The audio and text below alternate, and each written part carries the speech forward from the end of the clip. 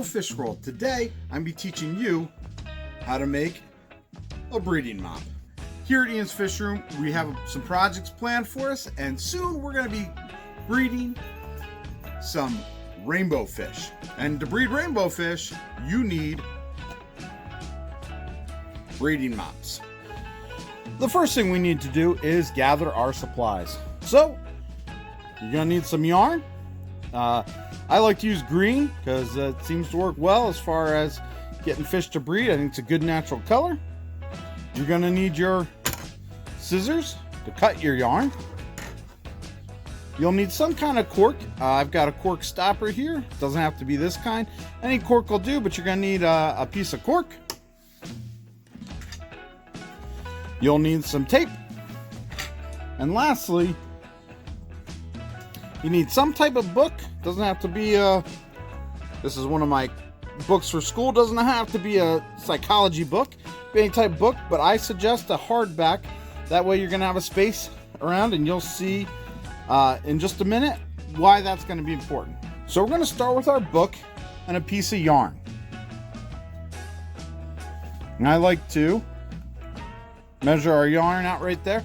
Now when you're picking out a book to use, I like to try to find a book that's going to be about the same size as the aquarium from top to bottom that I'm going to be using. Now obviously if you're doing a huge fish tank that you're going to be using these breeding mops, that's not going to work for you. But for me, I'm going to be using a 20 gallon, and this is a pretty good size book. It's going to be about the same height, a little bit less, but close as far as the height goes. So I'm going to cut a piece of string to size, just like that. And then we're going to take our tape. We're going to put one piece of tape on each side to hold that string in place. Next, we're going to take our yarn and start wrapping it right around our book. So we're going to wrap it probably about 100 times. So I'll show you what that looks like. So once you've got it wrapped about 100 times, you're going to take this top string. You can get rid of that tape now. And you're going to move it up right into the middle. You just want to tie it right here at the top. And once you have your knot up there at the top, you can come down here. And this is why I like the hardback book, because I'm going to slide my scissors right in through here. I'm going to start cutting these.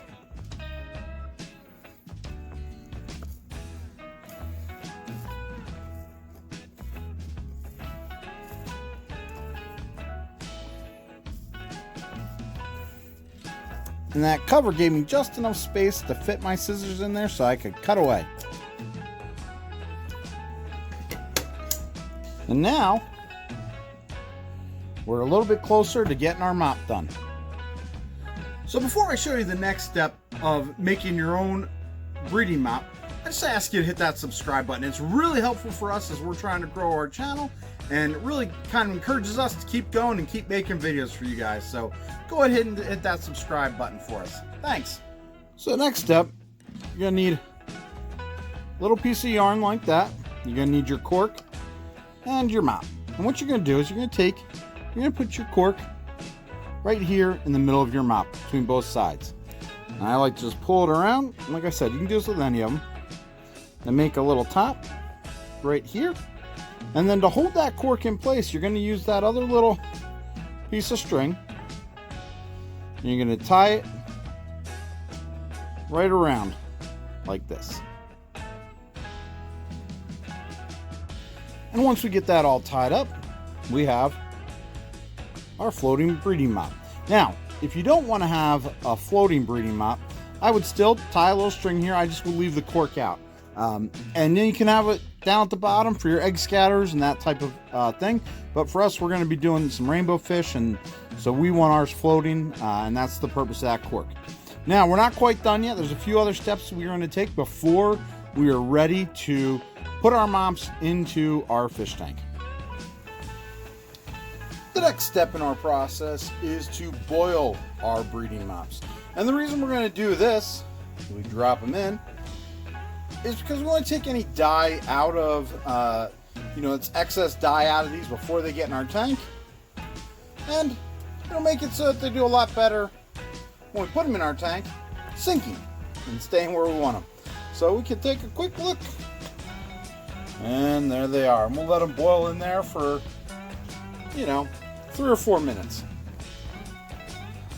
So once you finish boiling them, all you got to do is go ahead and add them to your tank.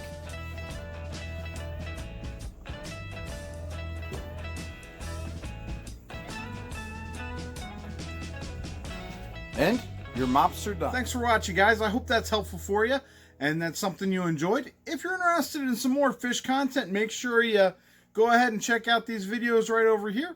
And make sure if you have any questions, leave us some questions in the comments below and we'll be sure to get back to you.